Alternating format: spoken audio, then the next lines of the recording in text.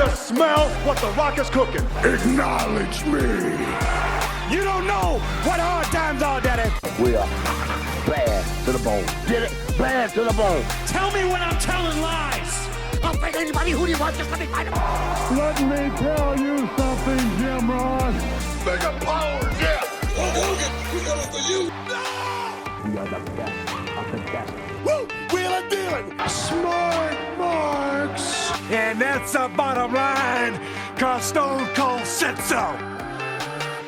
What's up, everybody? Welcome to Talk 'em Into the Building, the podcast where we do nothing but talk about the promos. I don't have the great lines that Ali does as far as pontificate on the promo and all that. He has it so down, but look, he passed the mic to me this week, so you don't get all that. But it's all good because we're going to talk about what we're thankful for. But before we talk about our thankful promos, I got to pass it over to Adrian, Adelaide. How you guys doing? This Thanksgiving season, are you ready for it? And, tell me how you're doing. And tell me a little bit of something you're thankful for. Adrian, go to you first. I'm feeling good. I'm feeling great. Happy to be here. Shout out to the listeners. I'm thankful for family, man. I'm thankful for family. This past year has been a lot of ups and downs. Not to get too personal, but a lot of ups and downs with losing family members and gaining family members through babies and all that stuff. But it's just been a whole year of ups and downs. And the one constant, the one thing that remains key for me has been my family, my wonderful wife, my parents. They're all healthy. They're doing great. My siblings, they're doing great. I love them. And you guys, I consider y'all family. So, that's what I'm thankful for, man. Nice. Ali, what about you, sir? I mean, I'm gonna echo some of the same pieces. It's been a grind of a year. I'll say that much. And it's been wonderful to have my wife, and is very understanding of my hobbies and my passions and whatnot. So shout out to her, and shout out to the listeners, those of you that have supportive partners or spouses or just family members all around you. Same, healthy family, marriages. A lot of married people this summer, and seeing our families grow, seeing my friends grow, and forging this friendship, right? Because I think, we're, right around the, coming up to a full year here, and it just becomes this natural extension of my day. I was just saying how, I was just mentioning here to colleagues and to friends how, I could have a really, not a great day. Sometimes it's tough or whatever life may throw at you. And I'll come here and I kind of forget about it because I really like to chat with you guys about the promo, and I really hear how the listeners are enjoying it. And, hope you guys are keep being on and hanging out with us in the future. Cool. Yeah. I definitely echo that, but I'm gonna have to go different way. I mean, because I'm thankful for you guys. I'm thankful for family. Don't get it twisted, right? My kids and all that. But I'm thankful for one Hunter Hearst Helmsley. I'm thankful for Triple H. What a freaking year, y'all. I mean, let's call it what it is. It hasn't been on fire like this forever. And I'll even go a step further. I'm thankful for D-Generation X. Who in their right mind 30 years ago, 25 years ago, whatever, said these two are going to be running creative of WWE during the most successful financial time in professional wrestling history? I am thankful for the storylines. I'm thankful for the emotion that I have reattached to wrestling. I've always loved it, but man, this past 2 years or so, oh my gosh, I'm so invested. And it's just and then with that, I mean, like it or not, I know we rip on AEW at times, but I'm thankful for Tony Khan. I'm thankful for the fact that he's building a company that gives other guys a chance to go work somewhere else, to go make a living, to go learn a new hold, another territory like we used to have in back in the day. So, and TNA and all of that. But I am thankful for one Hunter Hearst Helmsley, Paul Levesque. I just had to throw that one out there. I mean, I didn't want to. Yeah, it's just, man, it's crazy. I like that. Yeah. Sean's been cooking, man. Sean in NXT, he has me consistently watching. So Salute to that guy for Yes, sir. sure. Yes, sir. So I have to go back. I have to ask you guys a question about Thanksgiving. Just memories about Thanksgiving. I mean, I have my own, but I want to come to you guys first. So, Adrian, I'm gonna come to you. Like wrestling memories on or around Thanksgiving. Obviously, it's been multiple traditions and stuff from PLEs or pay-per-views or whatever we wanted to call them. But what kind of are your earliest memories and traditions around Thanksgiving and wrestling? That's a good question, man. I'm gonna say the earliest memory when it comes to pro wrestling around Thanksgiving. I'm gonna definitely say playing with those WWF Hasbros Mm, when you go visit your cousins and you have that one annoying cousin who has all of them, mm, and you're just like, how the hell you're so spoiled. You're so spoiled. Like I only get a few of them, and I'm making feds where Wolverine is in it, and all these other guys, but you literally have the entire roster. So that's probably my earliest, because I definitely remember it was my cousin Lance. He had the WWF ring, mm. and that's what probably put me over the top of just green with envy, absolutely jealous. Like, how the hell does this kid get all of this?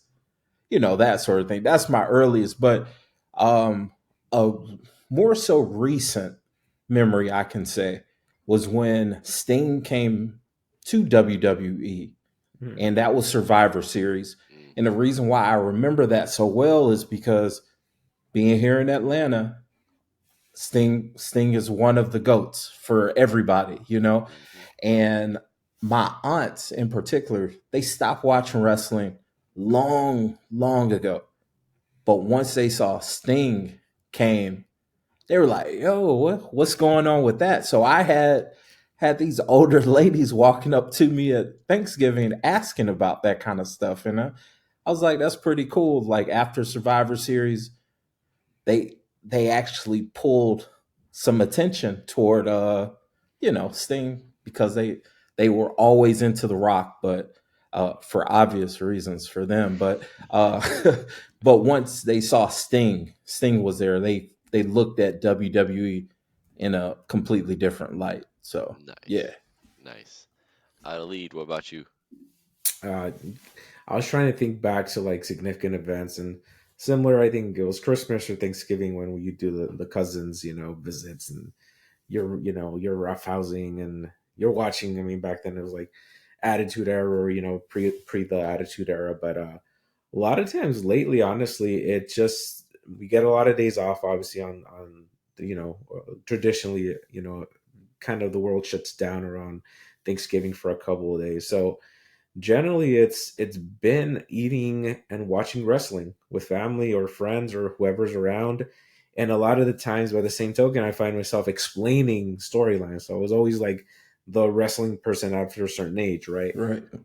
So it's an interesting dynamic to be with people that know my passion for it, but are not invested or follow the storylines, but can get just as excited about it because it's communal, right? It's you can sit around the TV, you can.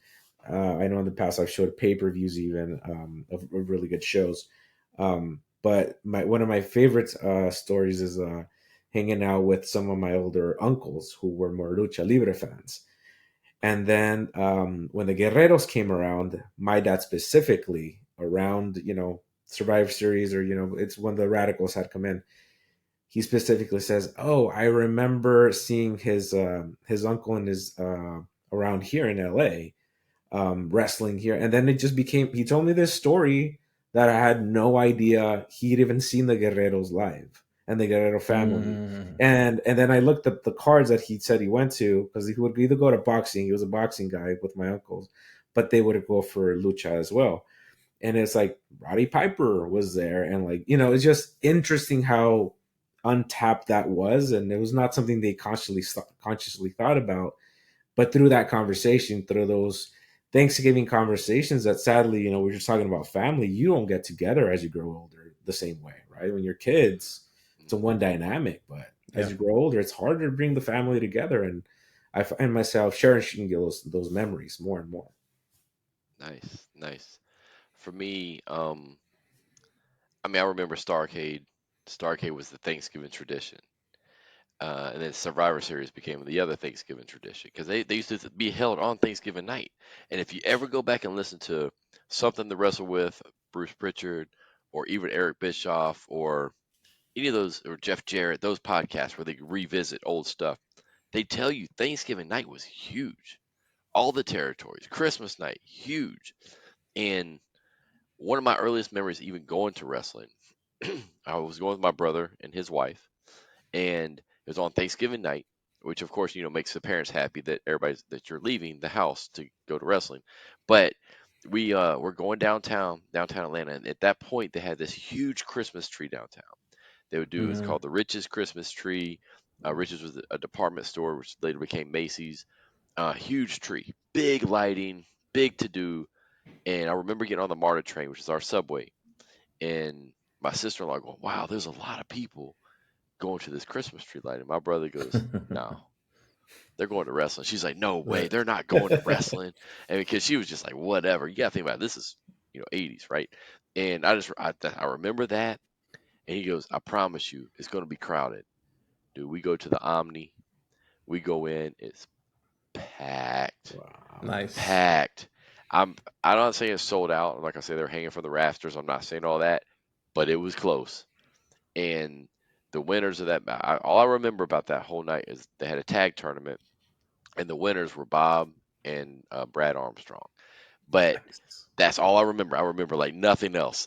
That's But I was awesome. little. But just the fact that that's the electricity, right? Back then, it was like the Omni being where State Farm is now, exact same footprint.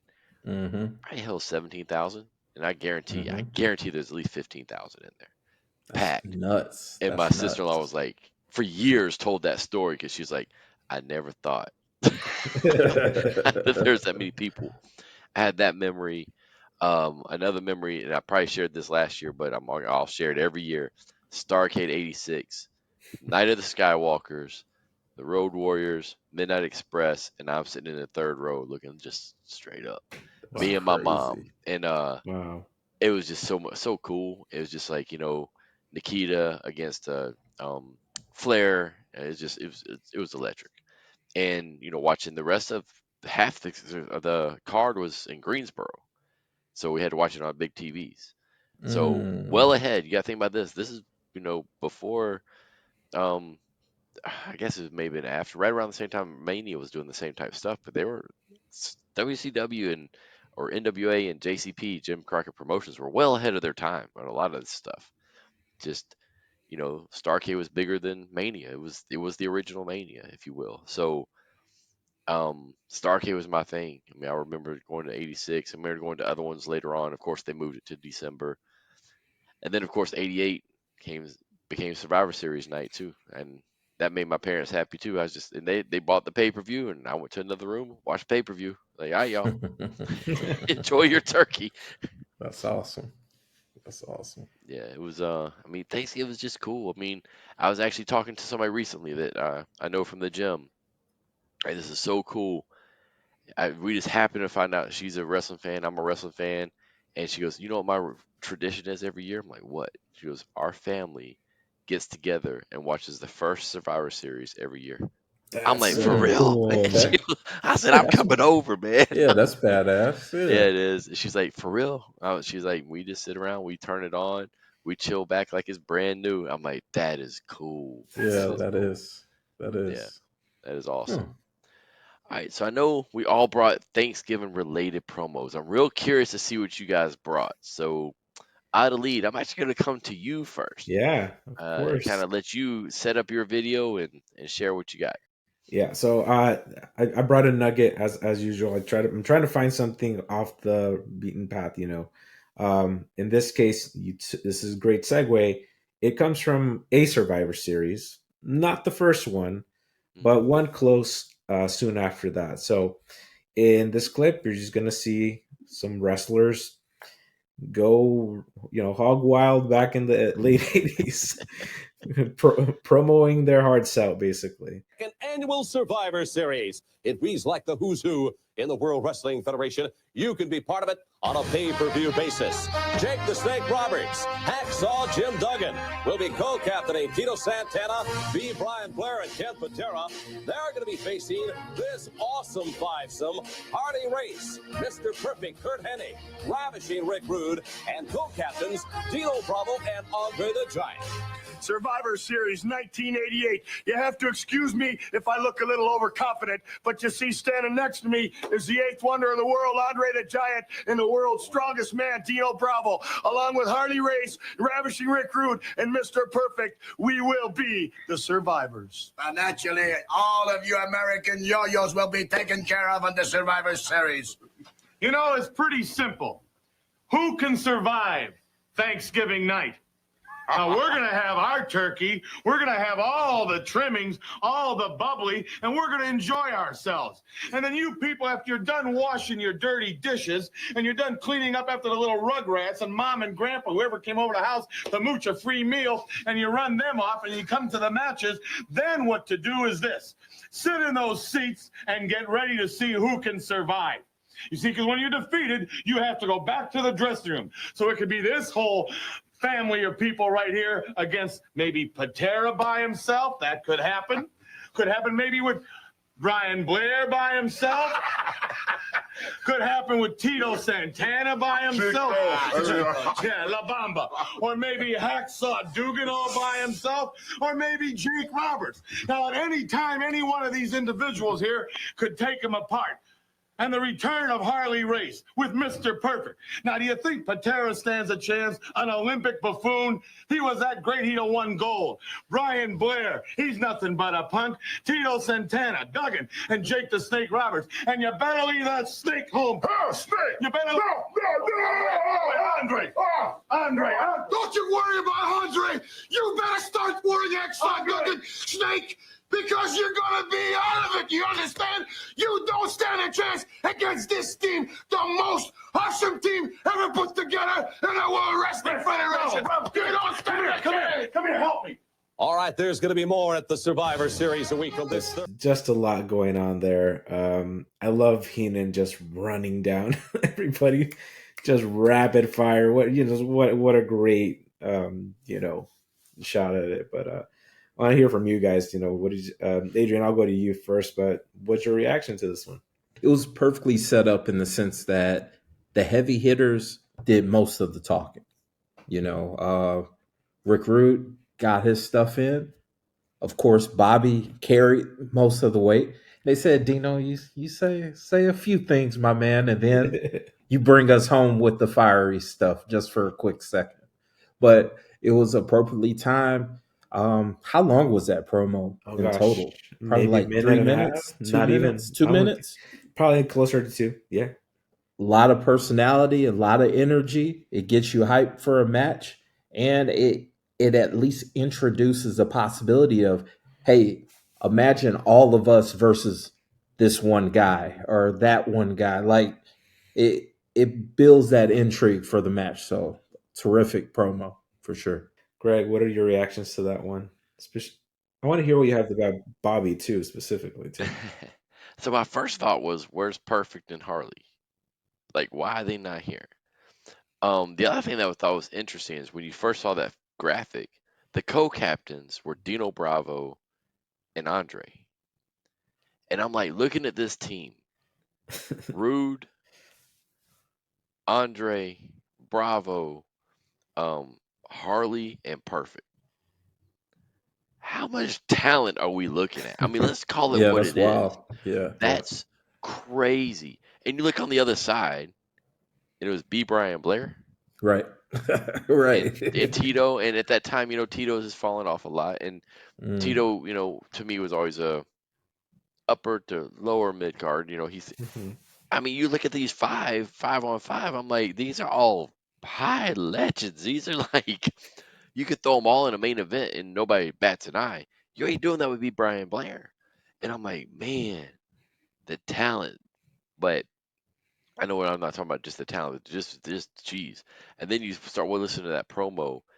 And it still goes back to that old school, how do I put over my opponent? And they did. They still Mm-hmm. talk about every single one. Like you said, Bobby made sure he hit every single one. But by mentioning them by name and throwing something in there about every single one is actually putting them over.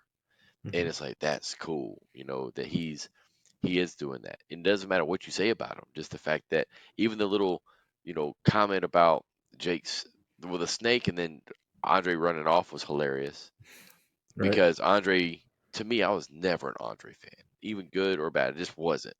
But seeing those little pieces, that personality and stuff, I was like, man, how great of a heel could he have been for in his prime Mm-hmm. if he had that type of Mm-hmm. Mm-hmm. personality?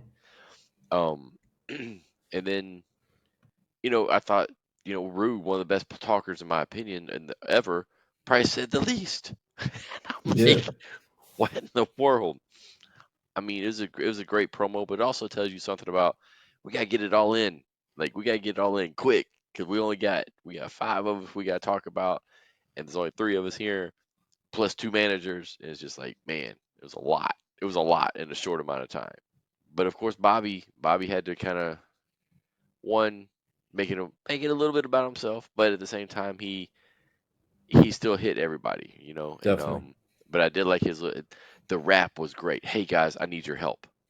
Yeah. Like they still They brought it got him home out. because if you go back and think about all that, the Survivor Series back then, the 5 here and the 5 here, each one of them for the most part had a feud with somebody on the other side. And during that time frame, it was Andre and Jake. And Andre is running away from that snake. And so he kept that. So I had to Mm-hmm. give him credit. He tied that in. And then at the end, Bobby bringing everybody else going, hey, come on, I need your help. That even solidifies it more that, wow, Andre is scared of Jake. And what does Right. that do? It elevates Jake and his team. You know what's funny though? Right before that commercial, the lead into this is a Jake Snake promo. Mm, And it dovetails into basically if you're following the storyline, obviously, Andre like scared of the snake and whatnot.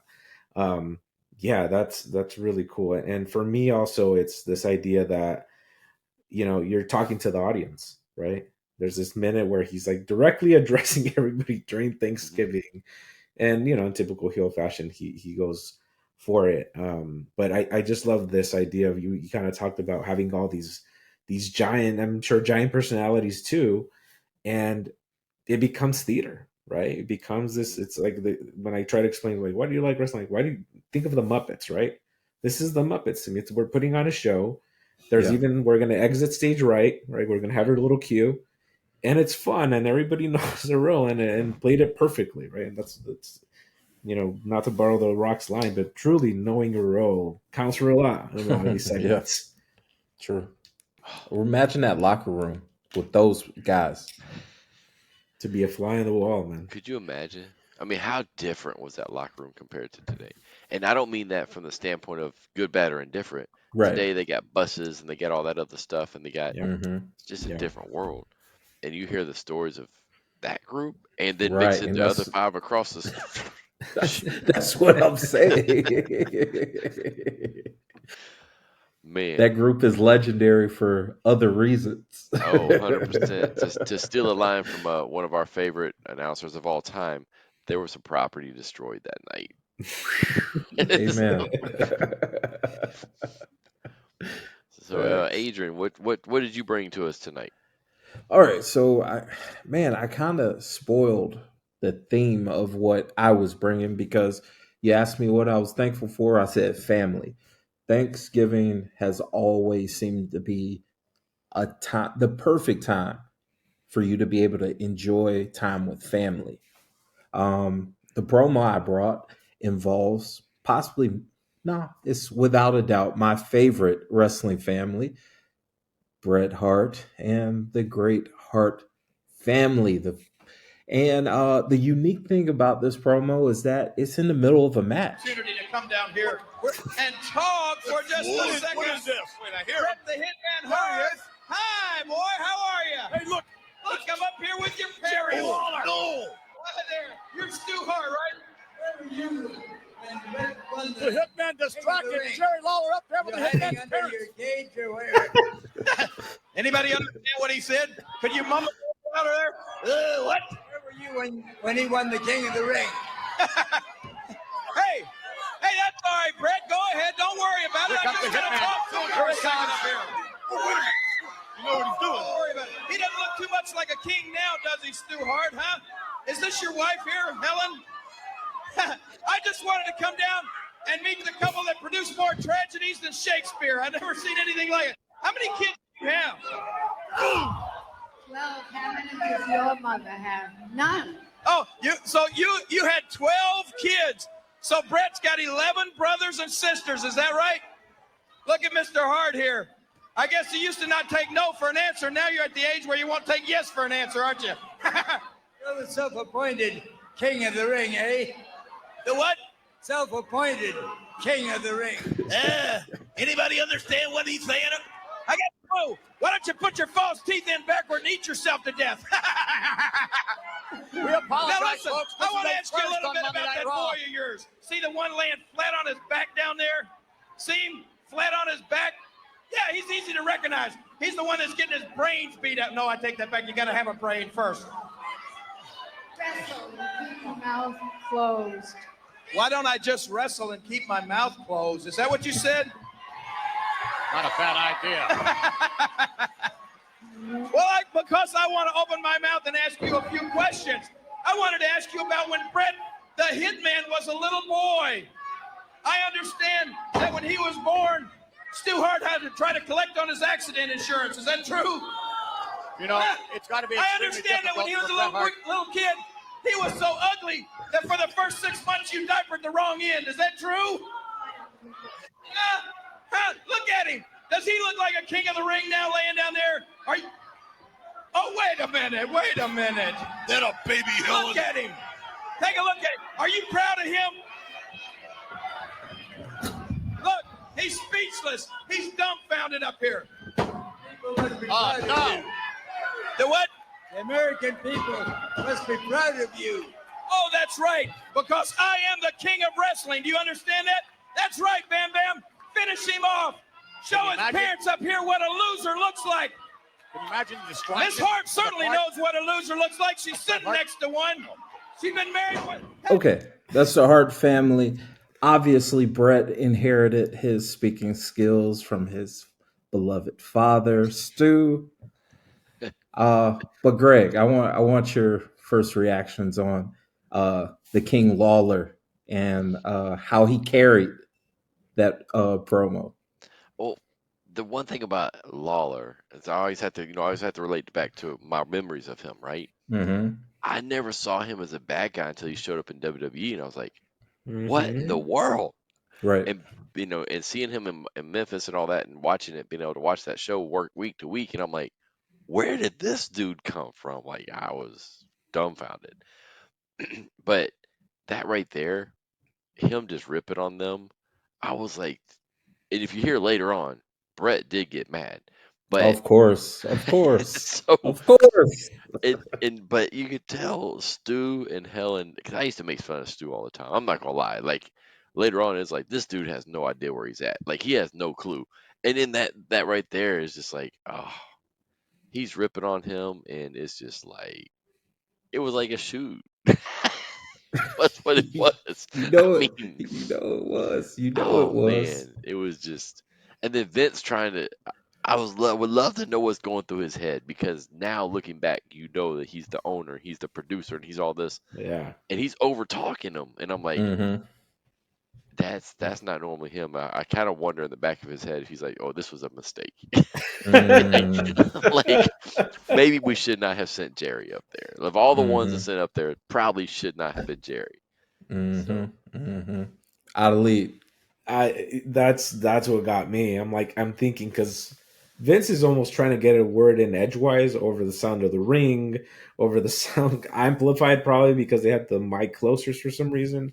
But I think he regretted it, and I'm surprised they didn't just pull the plug on it and be like, all right, that's enough from them, because you could have easily just cut back to the match and nobody would have noticed the difference, right? Yeah. But I guess in true producing style, they wanted to see it through to the last segment. It made me appreciate how much I like Lawler just as a little topping on the meal, so to speak. Like a little sprinkle of him when he was with JR. It was always the interplay of like got the straight man with JR, and here's Jerry making some silly jokes, basically, right? Right. And here it's like him taking the lead. It's almost like he is the ringmaster because he has the mic and he's almost has to reel in, this geriatric couple into playing along and hopefully saying some sensible lines. But you notice it's that back and forth where he makes fun of him. It's in character because he realizes this line sucked. Well, I'm just gonna crap on you more because that's what I'm already doing that, right? Yes. So it doesn't feel disjointed. It doesn't feel like he's doing him any favors. When I don't know how Brett got mad because I think he actually did a pretty good job of kind of seeing the segment through in that sense. Now, I love that segment in particular because if you notice when Jerry is essentially interviewing the Harts, you can't understand what either one of them are saying the first minute or so. So all Jerry is doing is repeating what they said. He's like, "So you said this, huh? So what about this?" And then he's trying to dress it up. And another thing that I notice is how confused a lot of the fans are because they want to watch the match. You can clearly tell they want to watch the match, but they're trying to pay attention to this, and it's kind of one of those. Like you said, it's kind of a train wreck ish. But Jerry did. I love it because Jerry definitely did the heavy lifting. He was doing the heavy lifting the whole time. He was talking trash and he was getting it. He had a couple jokes that were funny to me. I mean, you may not be able to say it these days, but he had a few that I was just like, yeah, that's kind of funny. So it was unique. I love the Hart. Obviously, I love the Hart family, and anytime that you got Stu saying you're American people are proud of you, eh? Like that, it's just that Stu Hart voice is one of the funniest things I can remember about wrestling as a kid. Because and the thing is, at that point, you really didn't understand anything he no, said. God, no. And you're not sure that he understood what he was saying. Right. So it was like, man, it was just Jerry just ripped him. Oh man, you could do a whole greatest hits off of just Jerry and Stu. Yeah. He talked about being a kid, right? His story when he would go over to his house, no matter how like young you were, he'd offer you a cup of coffee, black. He'd be like, hey, pal, cup of coffee. And you're like, I'm sick, sir. Oh my goodness. Rest in peace, Stu. Rest in peace, man. For sure. All right, cool. So I brought one, and it's about, I'm just gonna play it for you because this actually came across my feed recently, and I was shocked because I did not realize this existed. So we're gonna talk about it. It's gonna be very familiar, I would imagine, but it is related to Starcade because, of course, I grew up loving Starcade. So that's where we're going with this. Professional wrestling, have I seen so many letters from so many fans all over the world come in for one man. And it wasn't too long ago, we all thought this man would not come back to professional wrestling. Fans all over the world are waiting to hear from this man. Welcome him back with me. Here he is, the American Dream, Dusty Rhodes. Tony, I'd like to say, first of all, that a couple people that I want to say thank you to. Dr. Joseph Aswanik helped put me back together when I was way down there. Jim Crockett Jr., President Jim Crockett Promotions, took time and waited on Starcade 85 until I got the okay to wrestle again to make me and Ric Flair Starcade 85 for the World's Heavyweight title. That has been signed, sealed, and will be delivered. Let me tell you something, Ric Flair, out there somewhere where you are in television land. You have put hard times on me, hard times on this country. You don't know what hard times are. Hard times are when the textile workers are out of work and they can't pay the living to feed their family. That's hard times. Hard times is when the Ford Motor Company shuts down and sends 1,000 people home. That's hard times. And hard time is when a man has worked 30 years on the same job. They kick him in the butt, give him a watch, tell him go home. You being replaced by a computer. That's hard times. And it's hard times when Dusty Rhodes went down. Because when I went down, a whole country of wrestling fans went down with me. I got a lot of letters. I got a lot of cards. I got a lot of goodwill from a lot of people. But most of all, Flair, all I got from you was a little smirky smile. Now, dear, in your lifetime, remember what I'm saying right now. Starcade 85, Nature Boy Ric Flair, the American Dream Dusty Rhodes, gonna come for you. And if you thought for 1 minute, kid, that you dealt with risky business, now you're dealing with risky business, because Dusty Rhodes is risky business. One way, Tony, one way to cure Ric Flair is to take what he wants more than anything in the world, what he has. And that's that gold around his waist. I reach out for you right now. We're going to gather the most people ever in one building in a lifetime. Gather together for this gathering. Dusty Rhodes, the American Dream. There ain't nothing wrong with my leg now. And I'm going to put it where the sun don't shine on Thanksgiving night, Starcade 85. Wow, that's wild, man. As soon as he started, I was like, hold on now. Right, right. That's Huh? that's wild. Huh. A little foreshadowing to that. A certain famous promo Yeah. that Right. actually didn't take Yeah. place until the following year. Interesting. That's crazy. Wow. He obviously So- loved those lines. I mean, they're Oh, for sure. They were gold. yeah. For sure. So, all right, out of lead, I'll come to you first. Yeah, So obviously yeah, you both I'm- had a I'm- reaction to that, but go ahead. I know I'm blown away because I was hearing. I'm like, oh shit! I'm like, wow, these are this is exactly the same. No, what struck me even at the end right there, they pan to the audience. Obviously, it's the studio audience, which is still like one of my favorite formats for wrestling. I know it's not profitable or anything, but it's really cool to me. No one looked super young. Everybody looked like they were like their 20s or 30s in that crowd. Right, male, female. I mean, they could have brought them in to cheer on just generally, but it doesn't seem that way. It just goes to show Dusty is truly that everyman that I could just be walking by and sit with anyone, and they'll appreciate his conviction, his passion, and he's already talking about the everyman, right, and how everybody rose up to support him except Ric Flair.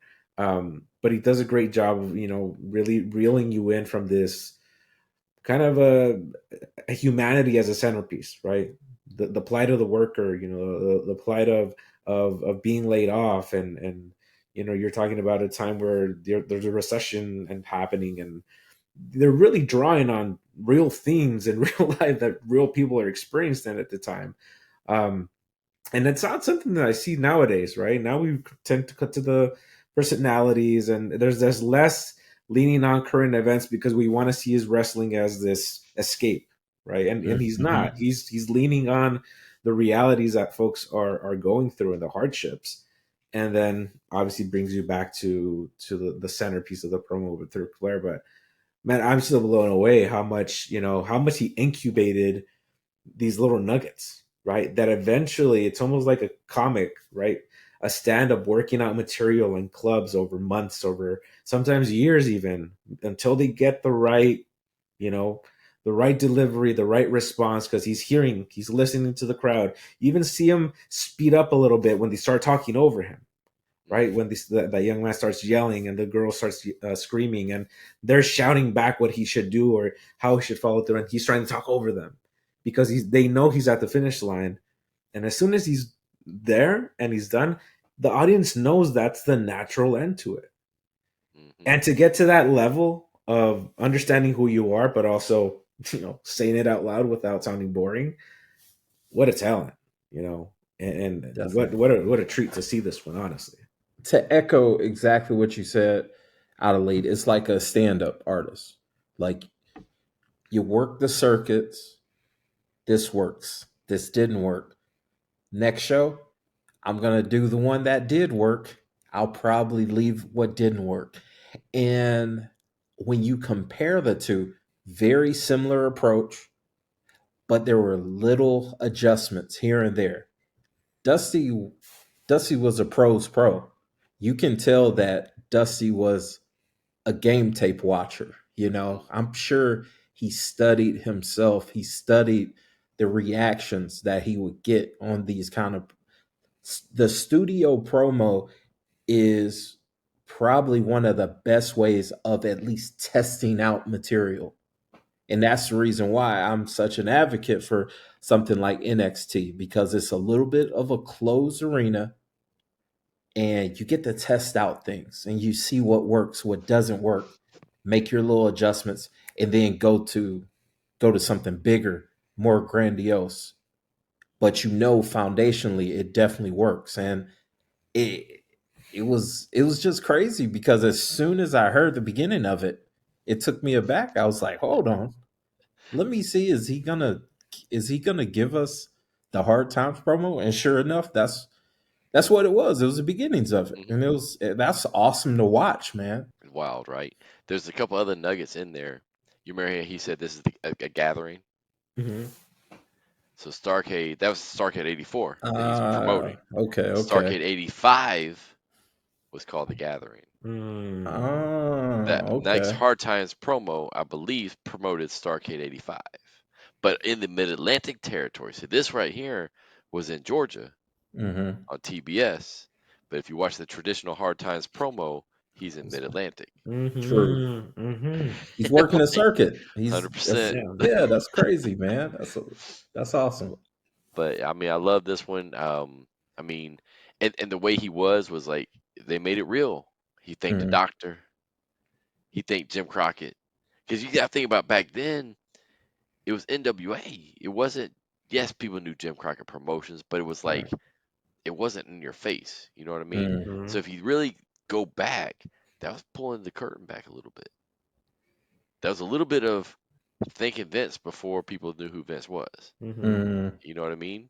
Um, it's just kind of interesting to see certain things. There's another promo from that same Starcade where Wahoo McDaniel was talking to David Crockett and said, "Your brother is the one that messed me up." And I was like, "Dang!" Oh wow. Pull the curtain back, and I'm like, way ahead of his time, bro. I mean, so far ahead of their time. And it's like you sit back and go, "Man, what if? What if?" I mean, but I love this promo. And if you go back, I've watched it a few times, obviously, and I would argue that it's might even be better than the actual Hard Times promo because it's Mm. not as it's almost like it flowed out. It's like the Hard Times promo to me feels a little bit more rehearsed. This is Okay. a little bit more Hmm. raw because he even does the whole reach out. Even when Right. it comes out and Right. reaches out, just like he does in the hard. I was like, man, this is so good. But I had no clue this existed, and I was Yeah, like, that's wow, crazy. this is Yeah. cool. That's cool. But I mean, those leading up to Starcades, man, I don't know that there's a whole lot of better examples of talking them into the building. That's all they did. Yeah, for And back sure. to that studio wrestling, it definitely wasn't profitable because they were free. So definitely wasn't Yeah. profitable. But You- that's something we should go look at one day because I can actually show you some old WCW footage of a young Greg Troxel in that studio. Where center No. stage or No, sir, in the TBS TBS studio? studios. Okay. Yeah, Wow. Oh, dope. yeah, That's dope. That's yeah. That's dope. So cool. yeah, it's cool. I went back one day and showed it to my kids. They're like, seriously? I was like, Well, that's me right there. that could But be definitely a future show idea there yeah, for the yeah, listeners. for Heck sure. yeah. We've all been on camera at a show, and y'all Hmm. Yeah. have some really cool stories that do, including some modern wrestlers that Yeah. are on your Yeah. main event right now Mm, that they That's a had fact. interactions with. The That's a same, we all fact. have some, but y'all have some really good for ones. sure, for sure. Hmm. But man, I mean, to me, I know we got one more segment to go, but to me, I love these promos we all brought. Yeah. I mean, it's kind of like the family, the Thanksgiving tradition, and what it means to each one of us individually. You know what I mean? Um, I mean, I wore this hat in honor of my promo. I'm like, and I'm watching it, and here's what's so wild about that promo. Go back. You guys talked about the realism, right? And the everyman, and Hmm. he's talking about Flair, and there's such a contrast between those two and Definitely. how Dusty related to every single person. Didn't matter who you were, but Flair was that up here person. And you fast forward to today, Cody is just beyond popular, but he's Ric Flair. He's got a You have been beautiful saying that. wife. Yeah, you He have been saying that. dresses to the nines. He carries the belt like Ric Flair. He's been, let's call it what it is. He's been handed it. He was born with the wrestling silver spoon. And I'm like, this is crazy that he's like Ric Flair with Dusty's connectivity. It's just crazy. And I love it. I love Cody, but it's just like, it's just wild. Like watching that made me think about, man, Cody is his son and I can see it, but man, I don't see it at the same time. Yeah. Mm. Yep. Now, since you said Cody is the Ric Flair, would I be off base by saying Kevin Owens is the Dusty? 100% you'd be right. Mm. Wow. Yeah, that tracks. Yeah. That tracks. Yeah. But that's a reflection of how different the society has become. Right. Huh. That makes you think, man. Hmm. That makes you think a heel Dusty versus a babyface Flair. How would that Ooh, it would never have program worked back and then. yeah. It just Yeah. wouldn't have worked Right. because it didn't really start changing until later on when people started to cheer Flair. They didn't. People talk about they love the Horseman. They didn't like the Horseman until later. No. Right. When Dusty was feuding with them, you didn't see them like it. Later on when Dusty kind of left and you kind of had the Steamboat thing come in. Mm-hmm. That's when you started to see things change a little bit. Mm. But yeah, it's just yeah, I just don't think it would have worked back then. But society has changed so much. That's interesting. So Very I'm gonna pass this over to Adelaide. I know we have a segment that we're gonna hand to you, our magazine segment. Yeah. So we are looking back at the sports review wrestling from the publishers of Pro Wrestling Illustrated here from April 1992, and amongst those was this the cover says, "Are you a real wrestling fan?" A 38-point checklist. So from this checklist, there is quite a lot, including attending a workout session with your favorite wrestler. I don't think any of us are gonna do that, or in some cases, you might have run into them at the gym. But I want to go with this one, and I think this one is interesting just because as wrestling fans, whether you're afforded the opportunity to sit first row at WrestleMania or first row at an independent card, I know several episodes ago we made a commitment to saying we're going to go to more indie shows, right? And maybe even if there's promos, hopefully bring something back. So one of the points here is sit first row at an independent card. When there's nobody between you and the ring, you feel as if you're part of the match. Don't try it at a big time card because you're bound to have your view obstructed by a TV cameraman or a bill actor. These were the actor mags, if you don't know that already. So tell me your memory of sitting first row at an independent show, whatever that might have been in the past. And as you guys are thinking about it, I'm happy to share mine first here to give you some time to sit with that question. I have a really fond memory of going to a wrestling show with my dad. And I hope I have not said the story before, and I have. It's worth repeating because it's one of my favorite stories. Where I lived, where I grew up, a couple streets over, they would run wrestling shows in basically a warehouse. And to call it a warehouse it was like a one room warehouse. And they would run lucha shows. They would run shows where I think the biggest names we got one time was Boogeyman and Gangrel were our main event. Right, it was a Halloween show if you didn't know already. right. Run by Sim Bodie back in he's had a little stint in WWE.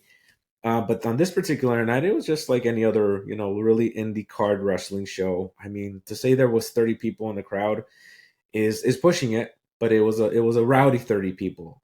And if you go to lucha shows, you get the hardcores, including the old grannies that are not just yelling in English, they're yelling in Spanish, and you learn so much Spanish yelled at a lucha show. These people who know the characters aren't just going to call you out if you suck. This particular night, there's this wrestler called Supernatural. If you Google him, blonde haired gentleman, kind of stout, stocky, very well built. And my dad hasn't been to a show in a really, really, really long time. So I drag him there, and again, I just mentioned he used to do the Grand Olympic Auditorium, see the Guerreros and pieces like that. And they're starting to clear the crowd. Now, as wrestling fans, we know if the referee comes out and starts telling you to move, you get up and move. Well, my dad didn't quite get the cue in time. And up goes Supernatural.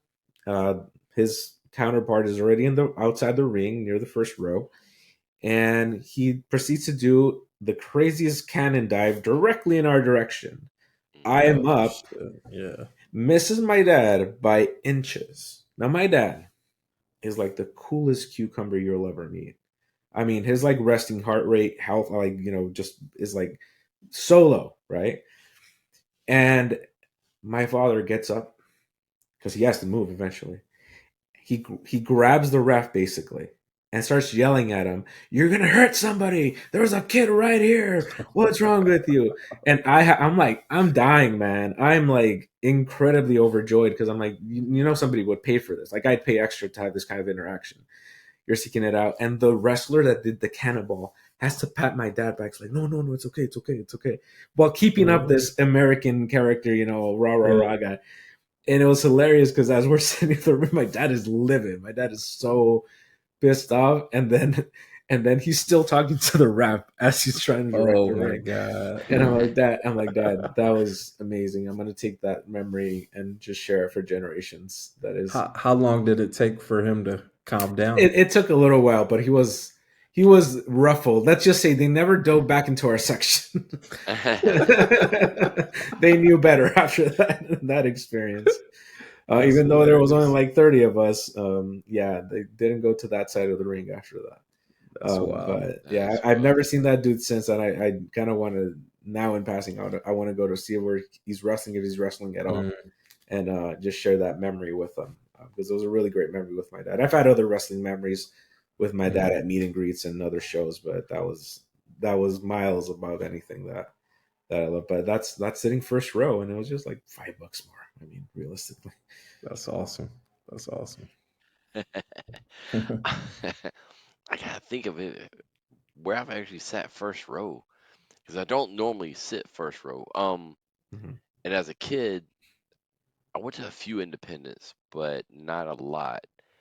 But I remember one. So in high school, y'all are gonna laugh about this probably, or think it's cool. I don't know. I actually promoted a wrestling show at my high school for a fundraiser. That's so cool. Oh, really? Yeah. So I had met the dude at the gym. His name was John Michaels. This is long before Sean, but he didn't play like they knew each other, nothing, right? But yeah, so I was like, hey, we gotta raise money for this. Would you do it? He's like, heck yeah. And they put it together. They promoted it on TV and everything. So it was cool.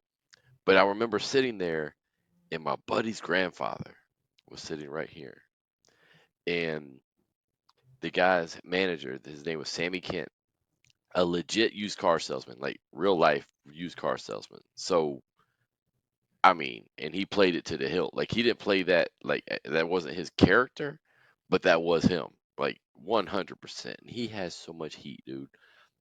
And all of a sudden, I remember seeing out of the corner of my eye this old dude getting up out of his chair and going after this manager. And I'm like, oh, I couldn't even say nothing. Like, my friend Bill was sitting there and he couldn't say nothing either. His mom had to go grab her dad to pull him back because Sammy would have worn him out. But he went after Sammy, and Sammy played. Now, looking back, it's like, oh, he played this dude so well. Like, he wasn't gonna go after him, right? He knew this dude's old, nothing, and he was like, come on, come on. He was all in him. That dude had his cane up. He hit him once. He hit Sammy once with that cane, dude. It was like, but I mean, it wasn't no velocity behind it. But I mean, that was just wild to me. Just seeing that. I was at an independent show one time where the wrestler got into it so bad with the crowd, they waited on him outside. Oh shit! So the cars were parked in the back, and they legit blocked the driveway, looking in cars. And I found out later they had to sneak him out in a car. Dang. What did he say? In a trunk, in the back of a truck. He was just all over them. They hated him. But yeah. That's They had to crazy. sneak him out into it. Yeah. Wow. So I mean, that's heat, bro. That's Yeah, I Yeah, don't care yeah. what it Dude, brothers. That's what it's about. That's what it's about, man. That's what it's is. about. But I will say, I know we talked independent, but I did have one wrestler get in my face, Hmm. literally this far away from my face, and just screaming at me back and forth. And that was one Nature Boy Ric Flair What? as he was wrestling Hulk Hogan in the No. Omni. What? Yeah, Really? and this is during WWF. Yeah, Oh, and I wow. was on the aisle. I was not in front row. I was like probably sixth, seventh, eighth row, somewhere in that area. But I was on the aisle where they came in, and he powdered out, and he's going down the aisle, and I jumped up, and I'm just screaming at him. He saw me like that's the one I'm going for, Yeah, yeah, for Oh, sure. and he went straight to me, yelling at me and all that. And then you see Hogan come and get him and pick him up, and carry him back to the ring, and it was just like. And Nice. everybody's high fiving you and all this kind of stuff, right? It's like I'm just like at first I thought he gonna hit me. I was like, yeah. no, right? I'm young, right? I'm like, oh God. What did he yell at But you? yeah, he just in my face, tell me to shut up, sit down. I think he may have said this is NWA territory or something like that. Some crap, right? He was just Right. whatever he could do to engage because obviously now, of course, looking back, right? Yeah. You know, okay, what I'm gonna do is I'm gonna find somebody. I'm gonna find a Right. mark. I'm gonna get in that person's face. Hogan's gonna come get me and take me back. So What's going through your Nice. head? Are you like just joyfully just unaware? You're like, oh my gosh, this is like the best moment of my life so far. I mean, at first you stand up and you're yelling and screaming. You don't think he's gonna acknowledge you, and then when he Yeah. does acknowledge you, you don't think he's gonna approach you. Then he does approach you, and I don't have backup. There ain't like somebody jumped up with me. So you have that moment of like, do I keep yelling or Right, not? This is a right. different time and place. So That's today you know what to do, but back then I was like, right. yeah, That's how That's it it so was was. with fun. MLW That's a great with story. MJF and Hammerstone. I'll keep it quick. So WrestleMania weekend, MLW had shows in Queens. Always used to go to those shows because I loved MLW. I was all in with that stuff. Unfortunately, Teddy Hart. I'm not gonna talk about that. But anyway, I'm front row. I'm standing up, and at the time, what was the name of their group? MJF, Hammerstone, Yeah. and what was it? What was the name of their group? Do you remember? I don't remember, but Well, Hammerstone was at the yeah. show that my dad I just told you about hilariously Ah, enough. okay, okay. That's how So India was. So I'm standing there, and their start of their match. It's like a tag team match, and it's MJF, Hammerstone, or whatnot. MJF walks by me and pushes my shoulder, Mm-hmm. and my initial reaction is, "You push me, I'm pushing you back," and that's what I did. I went, "The fuck, like push," and then I'm thinking he's just gonna walk off, but he's like, whoa, whoa, whoa, whoa, whoa, whoa. He turns Hammerstone around. Hammerstone's a big dude, man. So he's Yeah. walking up, and I'm just telling him, I'm like, yo, he touched me. You touch me, you push me, I'm pushing you back. You better get out of my face. Basically, that's what I'm saying.